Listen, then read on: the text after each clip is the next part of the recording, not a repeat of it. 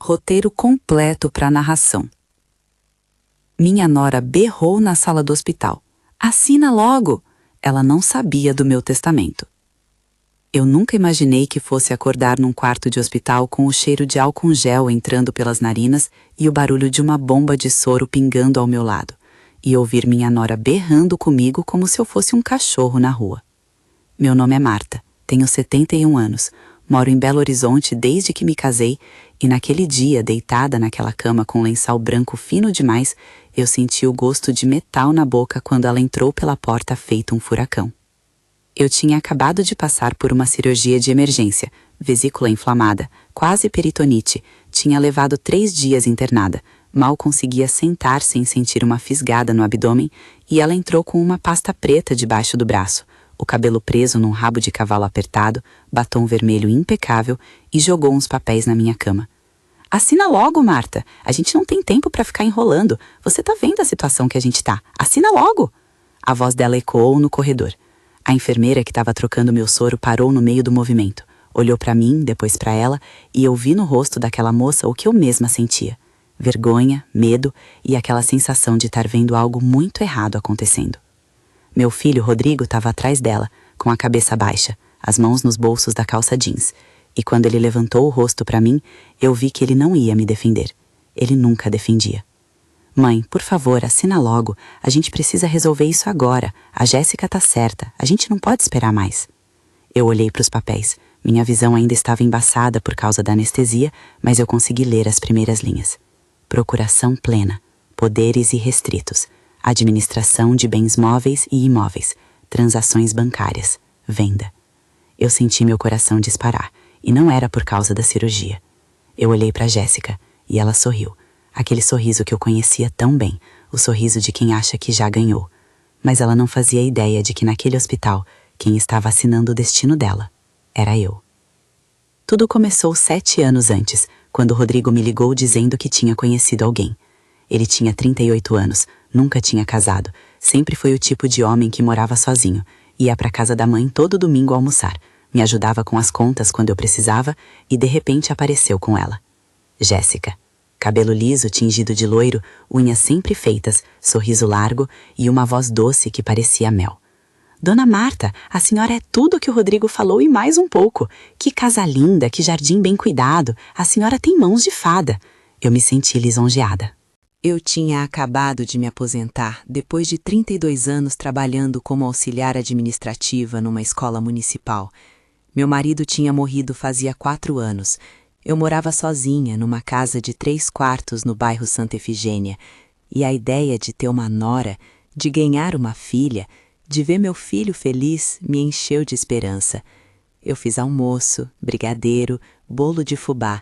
Ela comeu tudo, elogiou tudo, me abraçou na porta e disse: "A senhora vai ser a sogra que eu sempre sonhei."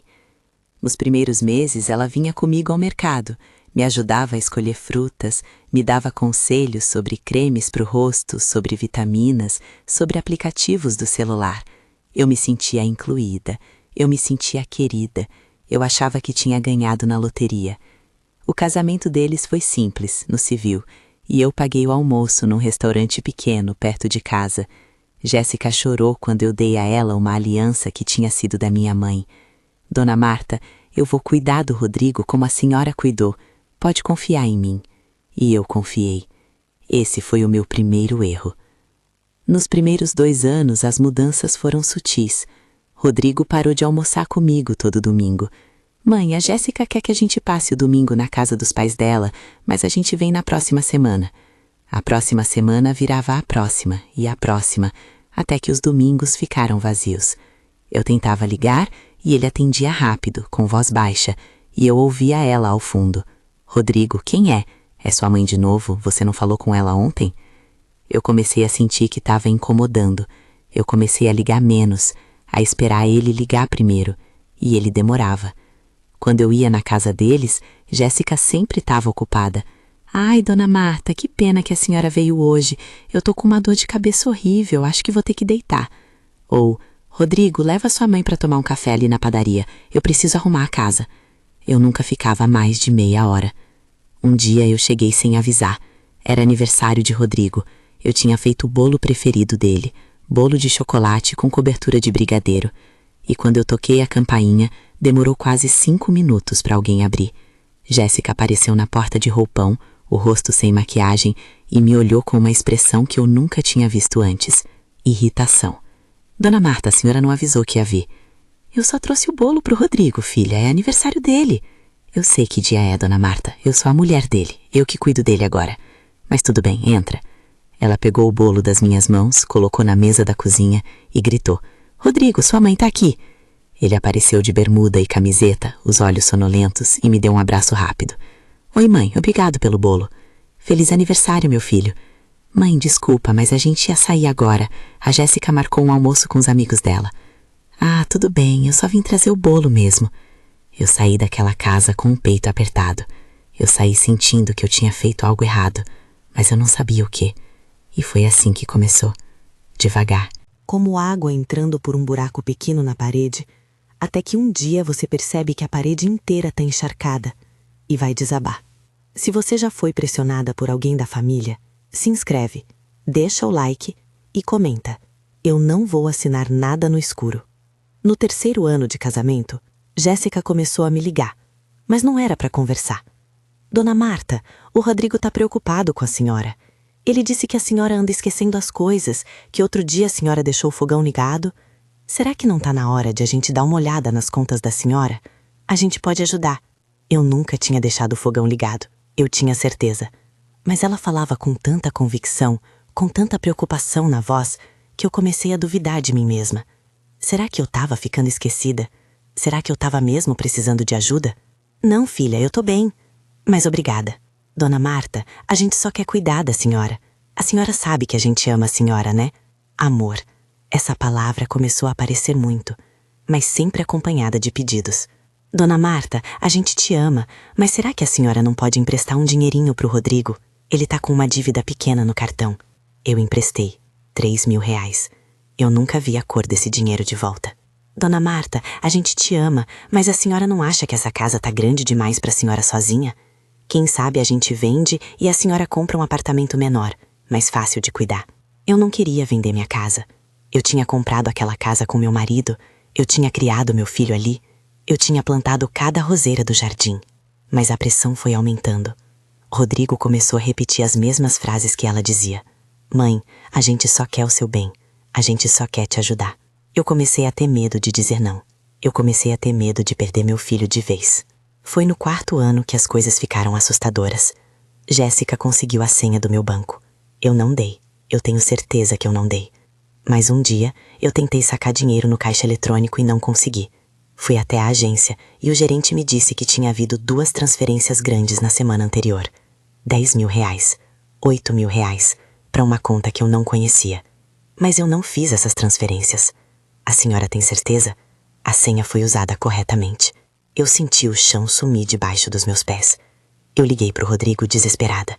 Rodrigo, alguém pegou dinheiro da minha conta. Silêncio do outro lado.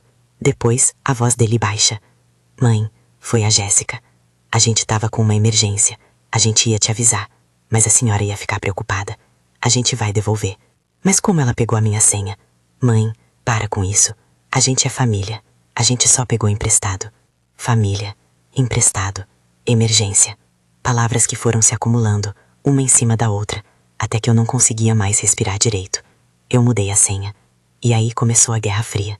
Jéssica parou de me ligar. Rodrigo parou de me visitar. Quando eu ligava, ele atendia rápido, irritado. Mãe, eu tô trabalhando, não posso falar agora. Eu fiquei 2 semanas sem falar com ele. 2 semanas que pareceram 2 anos. Até que ele apareceu na minha porta, sozinho, com o rosto cansado. Mãe, a gente precisa conversar. Eu fiz café, sentei com ele na mesa da cozinha e esperei. Mãe, a Jéssica tá magoada. Ela disse que a senhora não confia nela, que a senhora mudou a senha do banco como se ela fosse uma ladra. Ela tá chorando todo dia, mãe. Ela só queria ajudar. Rodrigo, ela pegou 18.000 reais sem me avisar. A gente ia devolver, mãe. A gente estava passando por uma situação difícil. O carro dela quebrou, a gente precisava pagar uns boletos atrasados. A gente não sabia que a senhora ia ficar assim. Ficar assim como, Rodrigo? Paranoica, mãe, desconfiada. A Jéssica diz que a senhora anda diferente, que a senhora anda esquecendo as coisas, que a senhora precisa de ajuda, e eu acho que ela tem razão. Eu olhei para o meu filho e eu não reconheci o homem na minha frente. Onde estava o menino que eu tinha criado? Onde estava o homem que me abraçava quando eu chorava a morte do pai dele? Ele tinha sido substituído por um estranho que repetia frases que não eram dele.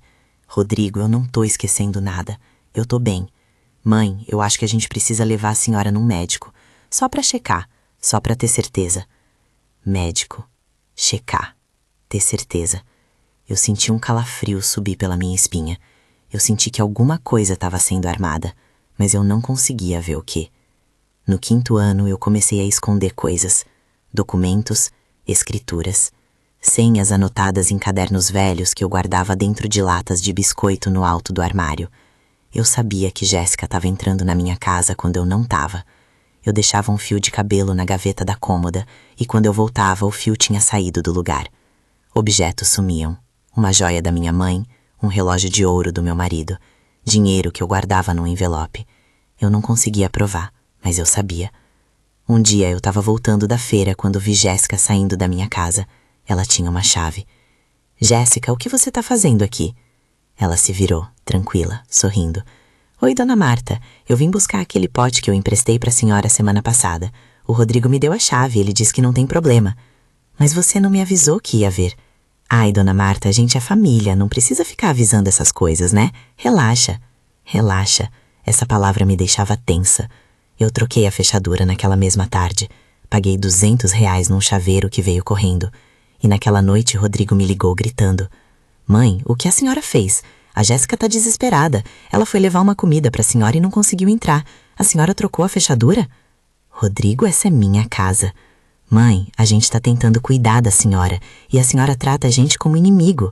Que absurdo é esse? Eu não pedi pra ninguém cuidar de mim. Eu tô bem sozinha.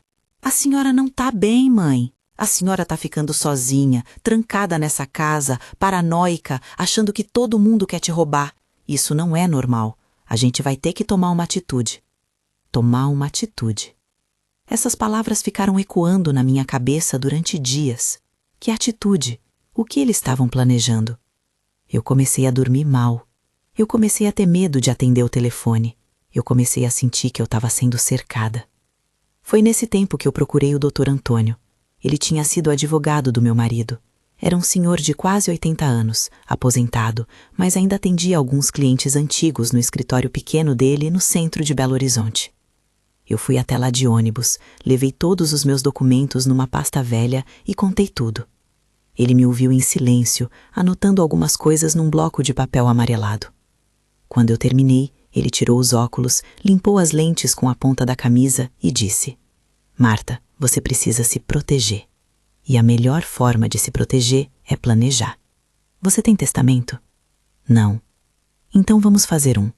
E não vai ser qualquer testamento.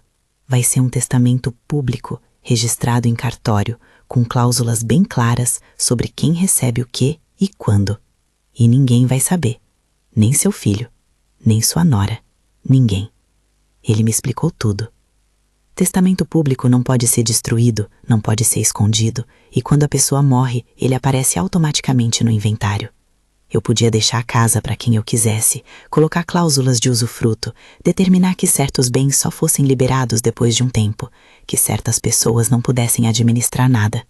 Eu também podia nomear um testamenteiro, alguém de confiança para executar minhas vontades. E o Dr. Antônio se ofereceu para ser esse alguém. Mas eu não vou morrer tão cedo, doutor. Ele sorriu. Marta, testamento não é para quando você morrer. Testamento é para você viver tranquila, sabendo que ninguém vai poder te forçar a nada.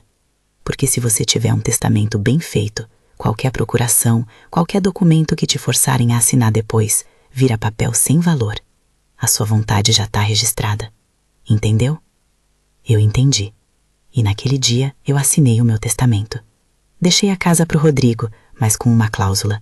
Ele só poderia vender ou alugar 10 anos após a minha morte. Até lá, se eu tivesse viva, ninguém tocava. Ninguém vendia. Ninguém administrava. Deixei uma parte do dinheiro que eu tinha economizado para uma instituição de caridade que cuidava de idosos abandonados. Deixei minhas joias para uma prima distante que sempre foi boa comigo.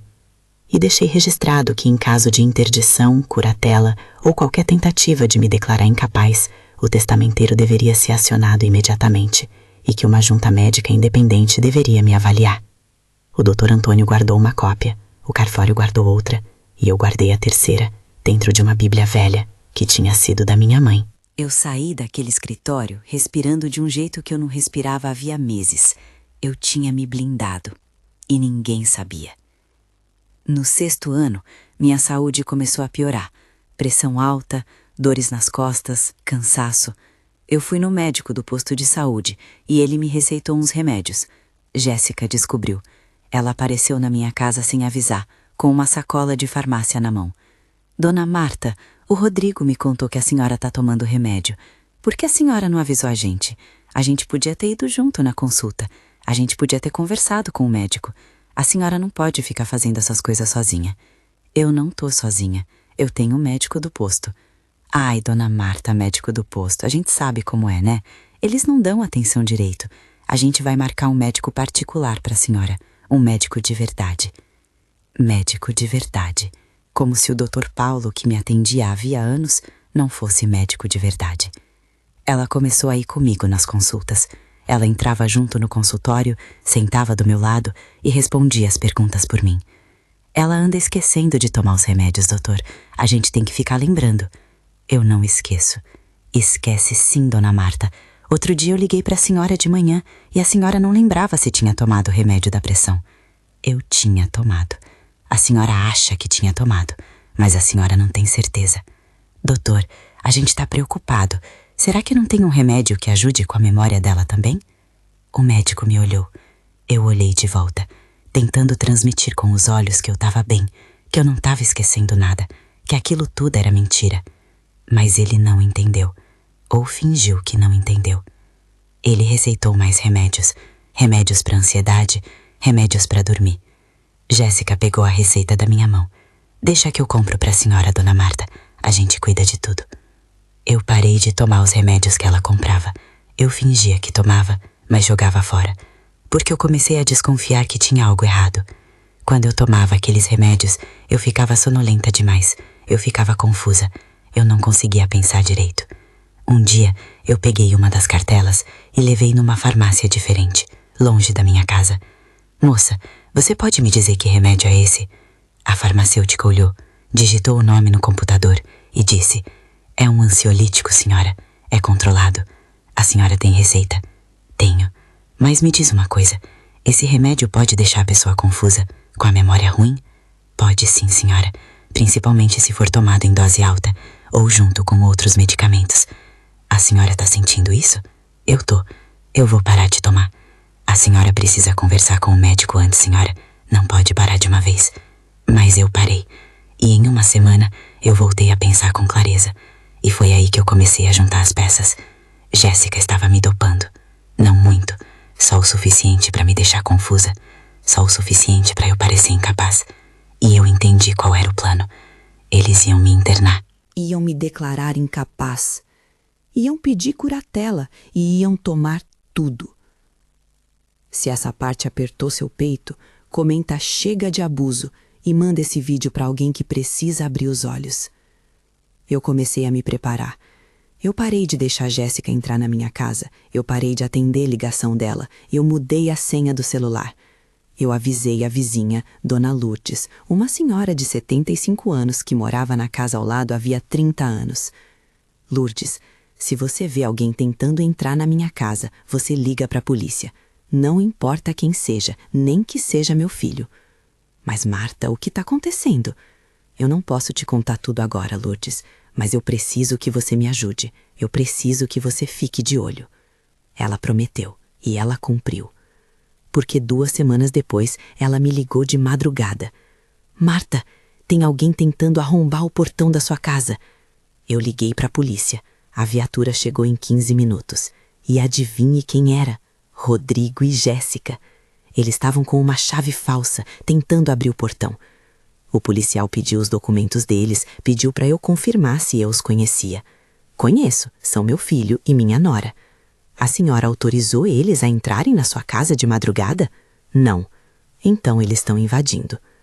Jéssica começou a chorar. Seu guarda, a gente não tá invadindo, a gente tá preocupado com ela. Ela tá doente, ela não tá bem, ela tá sozinha aqui dentro, a gente só queria ver se ela tá bem. A senhora pediu ajuda? O policial me perguntou. Não. Então não é invasão, mas é perturbação. Vocês vão ter que sair. Rodrigo olhou para mim com ódio. Ódio. Meu próprio filho. Mãe, a senhora vai se arrepender disso. E eles foram embora. Mas eu sabia que aquilo não ia terminar ali. 3 dias depois, eu comecei a sentir dor.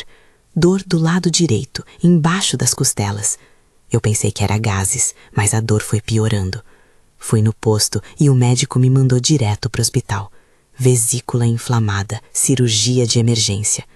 Eu liguei para o Rodrigo do hospital. Ele atendeu no 5º toque. Mãe, o que foi? Rodrigo, eu tô no hospital, eu vou fazer uma cirurgia, eu queria que você viesse. Silêncio.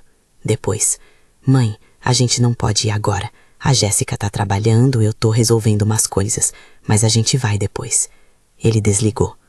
Eu fiz a cirurgia sozinha, eu acordei sozinha, eu passei a primeira noite sozinha. E no 2º dia, eles apareceram.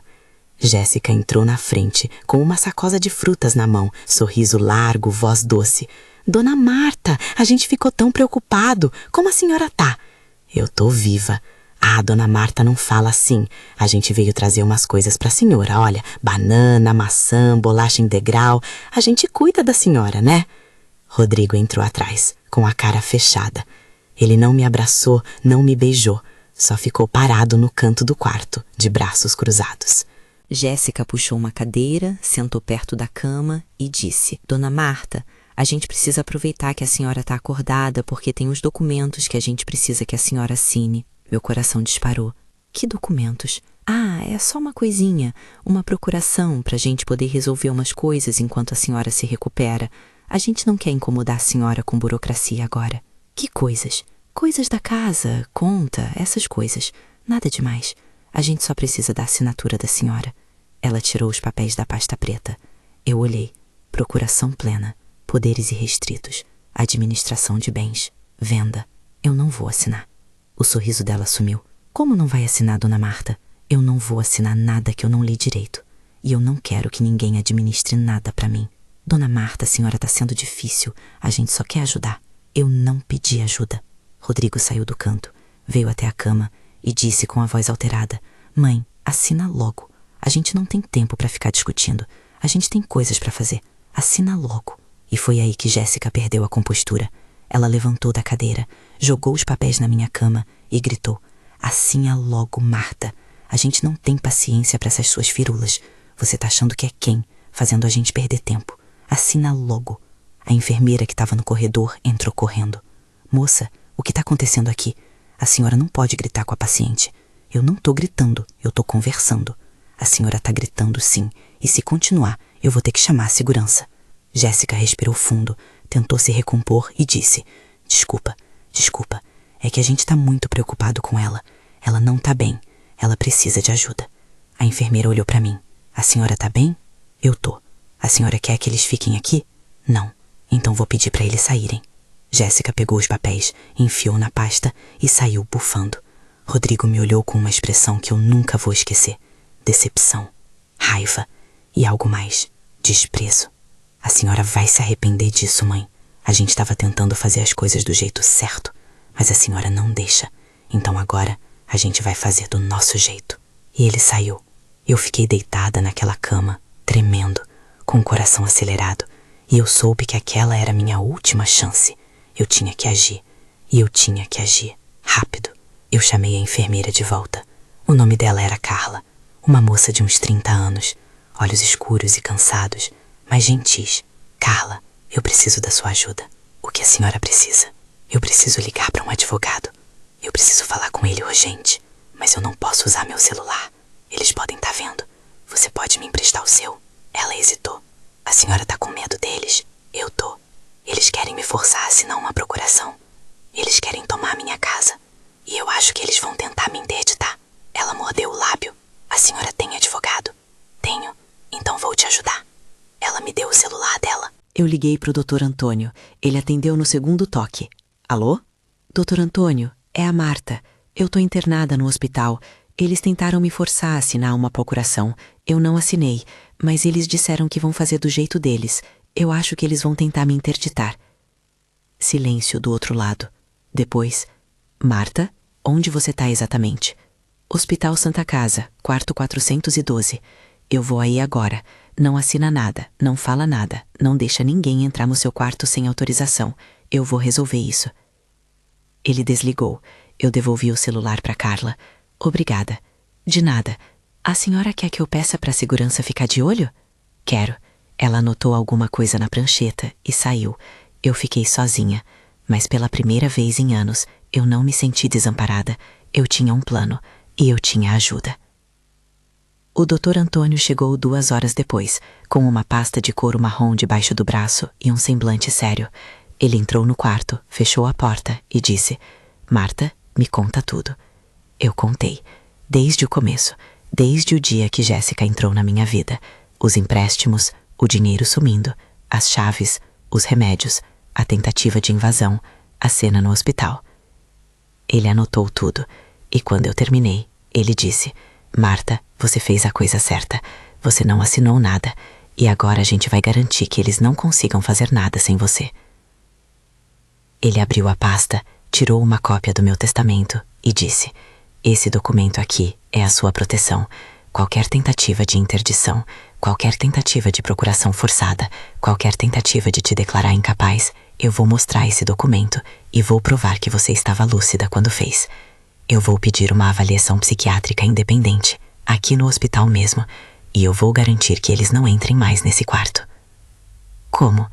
Eu vou falar com o assistente social do hospital, vou falar com o médico responsável, vou pedir uma medida protetiva se necessário, e se eles tentarem te forçar de novo, a gente vai registrar um boletim de ocorrência por tentativa de coação, estelionato e abuso de idoso. Abuso de idoso. Ouvir aquilo em voz alta doeu, porque significava admitir que meu filho, o filho que eu criei, estava me abusando. Mas era verdade, e eu precisava aceitar. O Dr. Antônio falou com a assistente social, uma mulher chamada Regina, que tinha uns 50 anos e um jeito firme, mas carinhoso. Ela veio no meu quarto, sentou e disse: Marta, o Dr. Antônio me contou a situação. Eu preciso te fazer algumas perguntas, tá bem? Tá. Você se sente segura perto do seu filho e da sua nora? Não. Você acha que eles querem te fazer mal? Eu acho que eles querem meu dinheiro. Você tem medo deles? Tenho. Ela anotou tudo. Marta, a gente vai colocar uma restrição de visita. Eles não vão poder entrar aqui sem autorização. E a gente vai pedir um parecer psiquiátrico para garantir que você tá lúcida e capaz. Porque se eles tentarem te interditar, a gente vai ter provas de que isso não procede.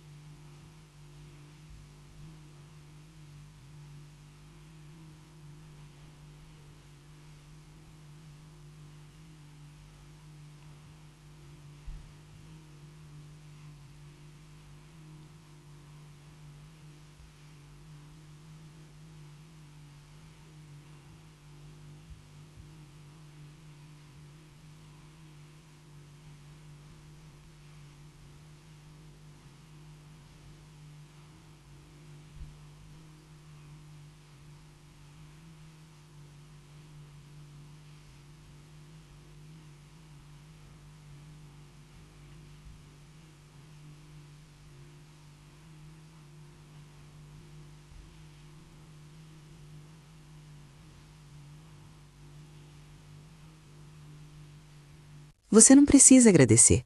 Você está fazendo a coisa certa. Muita gente não tem coragem de fazer isso. Ela saiu e eu chorei. Eu chorei porque pela primeira vez alguém acreditou em mim. Pela primeira vez alguém me defendeu. No dia seguinte, o psiquiatra veio. Dr. Henrique, um homem de uns 60 anos, calvo, óculos de aro fino. Ele fez perguntas sobre minha vida, sobre minha memória, sobre minha rotina. Ele me pediu para fazer contas, para lembrar datas, para desenhar um relógio. Eu fiz tudo. E no final ele disse: Marta, você está perfeitamente lúcida. Não tem nenhum sinal de demência, de confusão mental, de incapacidade. Se alguém tentar te interditar, eu vou dar um parecer contrário. Obrigada, doutor. Você toma algum remédio controlado? Eu tomava, mas eu parei. Por quê? Porque eu acho que alguém estava me dopando. Ele parou de escrever e me olhou. Você tem certeza disso? Tenho. Quem? Minha nora. Ele anotou. A gente vai investigar isso. Se for verdade, é crime. Abuso de idoso. Pode dar até prisão. Prisão. A palavra ficou ecoando. Eu não queria que meu filho fosse preso. Mas eu também não queria ser abusada. E em algum momento, eu tinha que escolher. Eu ou eles. E eu escolhi eu. Rodrigo e Jéssica tentaram entrar no hospital de novo, mas a segurança barrou. Eles gritaram, ameaçaram processar o hospital, disseram que eu estava sendo sequestrada, mas não adiantou. O Dr. Antônio tinha registrado tudo, tinha protocolado uma medida protetiva e tinha avisado o juiz da vara de família. Eu recebi alta depois de 5 dias, e quando eu saí do hospital, o Dr. Antônio me levou direto para o cartório. A gente atualizou o testamento, a gente registrou tudo de novo, e a gente fez uma coisa a mais. Eu revoquei qualquer procuração que eu pudesse ter dado antes. Qualquer papel que tivesse minha assinatura e que eu não lembrasse de ter assinado, estava anulado. Eu estava blindada. De novo. Só que dessa vez de verdade. Eu voltei para casa com Dona Lourdes me esperando na porta. Ela tinha feito comida, tinha limpado a casa, tinha comprado mantimentos. Marta, você não vai ficar sozinha. Eu vou dormir aqui com você até você melhorar. Eu chorei de novo, porque eu descobri que família não é sangue. Família é quem fica, família é quem cuida, família é quem te protege quando você tá vulnerável, não quem te ataca. Rodrigo tentou me ligar. Eu não atendi. Jéssica mandou mensagem. Dona Marta, a gente só quer o bem da senhora. A gente não entende por que a senhora tá fazendo isso com a gente. A senhora tá sendo manipulada por esse advogado. Manipulada. Eles me chamavam de manipulada porque eu tinha me protegido. Porque eu tinha dito não. Porque eu tinha escolhido a minha paz. Eu bloqueei o número dela. Eu bloqueei o número dele. Passou 1 mês, 2 meses, 3 meses. Silêncio. Até que um dia eu recebi uma notificação. Eles estavam pedindo interdição. Estavam dizendo que eu era incapaz, que eu estava em risco, que eu precisava de um curador. E adivinha quem eles queriam que fosse o curador? Rodrigo. Eu levei a notificação para o Dr. Antônio. Ele leu, sorriu e disse: perfeito, agora a gente vai para cima. Ele juntou todos os documentos: o testamento, o parecer psiquiátrico, o relato da enfermeira Carla, o relato da assistente social Regina, a gravação da câmera de segurança do hospital, onde dava para ver Jéssica gritando comigo, e o resultado do exame toxicológico que o hospital tinha feito quando eu contei sobre os remédios. O exame mostrou que eu tinha traços de benzodiazepínicos no sangue em quantidade acima do que tinha sido receitado. Alguém tinha aumentado a dose. Alguém tinha me dopado. E a única pessoa que controlava meus remédios era a Jéssica. A audiência foi marcada. Eu fui, o Dr. Antônio foi, Rodrigo foi, Jéssica foi. E a juíza foi uma mulher de uns 50 anos, de cabelo grisalho e olhar firme. Ela ouviu os 2 lados. Rodrigo chorou, disse que só queria cuidar da mãe, que eu estava sozinha, que eu estava em risco, que eu estava sendo manipulada por um advogado interesseiro. Jéssica chorou também, disse que me amava como uma mãe, que só queria o meu bem, que eu estava doente e não aceitava ajuda. E aí foi a vez do Dr. Antônio. Ele apresentou tudo, cada documento, cada prova, cada relato. E quando ele terminou, ele disse: Excelência, a senhora Marta não é incapaz. A senhora Marta é lúcida, é inteligente e é capaz de tomar as próprias decisões. O que ela não é ingênua. Ela percebeu que estava sendo abusada e ela se protegeu. E agora, Os abusadores estão tentando usar a justiça para terminar o que começaram. Eu peço que a senhora indefira esse pedido. E eu peço que a senhora tome as medidas cabíveis contra essas pessoas. Porque o que elas fizeram não é amor, é crime. A juíza ficou em silêncio por um tempo que pareceu eterno. Depois, ela disse: pedido de interdição indeferido. Não há qualquer indício de incapacidade. Além disso, há indícios de abuso de idoso, tentativa de coação e possível estelionato. Vou encaminhar os autos ao Ministério Público para investigação. E vou determinar medida protetiva em favor da senhora Marta. Os requerentes ficam proibidos de se aproximar dela a menos de 200 metros, de contatá-la por qualquer meio e de frequentar sua residência. Qualquer descumprimento será considerado crime. Eu olhei para o Rodrigo. Ele estava pálido. Jéssica estava de boca aberta. E eu senti algo que eu não sentia havia anos. Naquele dia eu entendi. Eu não estava doente. Eu estava cercada. Eles saíram da audiência em silêncio. Eu saí com a cabeça erguida. Naquela hora, eu não salvei minha herança. Eu salvei a minha vida. Passaram 6 meses. O Ministério Público abriu investigação. Jéssica foi indiciada por abuso de idoso e estelionato. Rodrigo foi indiciado como coautor. Eles tentaram acordo. Eu não aceitei. Porque não era sobre dinheiro. Era sobre dignidade. Eles foram condenados. Ela, há 3 anos em regime aberto, mais prestação de serviços. Ele, há 2 anos, também em regime aberto. Eles tiveram que devolver o dinheiro que pegaram da minha conta, eles tiveram que pagar uma indenização por danos morais e eles tiveram que sumir da minha vida. Hoje eu tenho 72 anos, eu moro na mesma casa, eu cuido das mesmas roseiras, eu tomo café com Dona Lourdes toda manhã, eu vou ao mercado sozinha, eu pago minhas contas sozinha, eu administro minha vida sozinha e eu durmo tranquila. Eu não tenho mais medo. Eu não tenho mais vergonha, eu não tenho mais culpa. Eu sei que eu fiz o que tinha que ser feito, eu me protegi. E se isso fez de mim a mãe ruim da história, a sogra ingrata, a velha teimosa, então que seja, porque eu prefiro ser a velha teimosa que manteve sua dignidade do que a velha manipulada que perdeu tudo. Eu perdi a ilusão de que sangue é mais forte que caráter, mas eu ganhei a certeza de que eu sou mais forte do que qualquer um imaginou, inclusive eu mesma.